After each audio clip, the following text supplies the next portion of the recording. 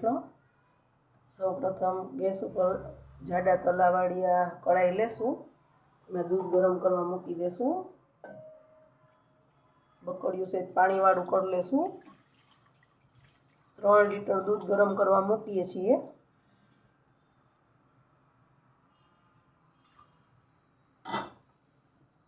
અને ઉકાળી અને અડધું કરી નાખશું।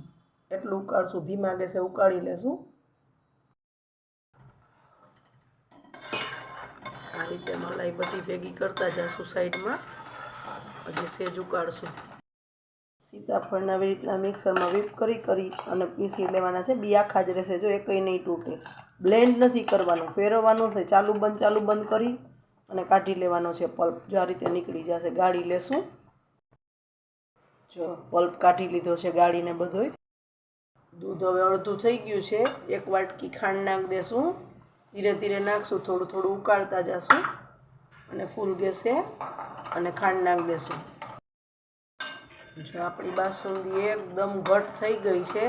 ઓરિજિનલ છે આ, એટલે બાકી આમાં આપણે મિલ્ક પાવડર નાખીને ઘાટી કરી શકીએ। આ એકદમ ઘાટી થઈ ગઈ છે। અડધું દૂધ પોણું દૂધ બાળી નાખ્યું છે।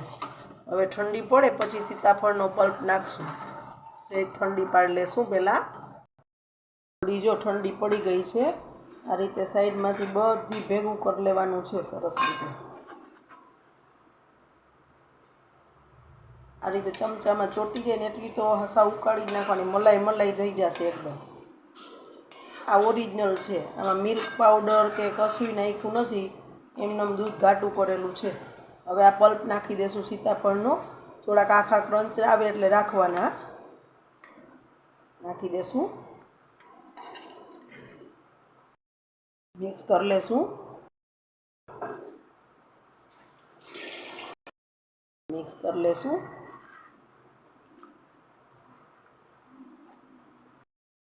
મિક્સ થઈ ગયું છે, સર્વ કરી દેશું। તો તૈયાર છે આપણી આ સીતાફળ બાસુંદી। એકદમ સરસ થાય છે, આ રીતે કરજો। જો ઉતાવળ હોય ને એટલું બધું ન ઉકાળવું હોય તો આપણે મિલ્ક પાવડર નાખી શકીએ, બાકી આ ઓરિજિનલ બહુ સરસ લાગે છે। એકવાર જરૂરથી ટ્રાય કરજો। જય શ્રી કૃષ્ણ।